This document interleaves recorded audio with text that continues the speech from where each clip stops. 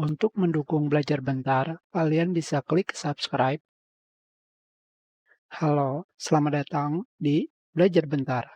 Sekarang kita akan belajar mengenai di manakah letak untuk melakukan import dan ekspor subtitle.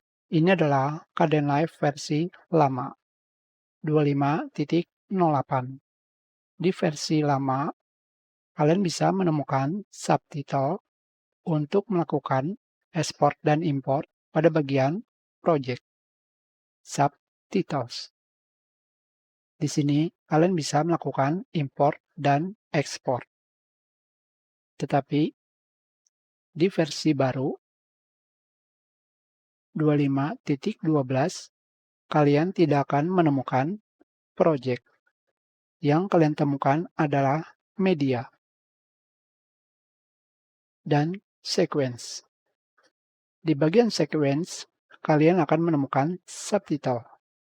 Disinilah kalian bisa melakukan import dan ekspor subtitle. Kita sudahi pelajaran ini. Terima kasih.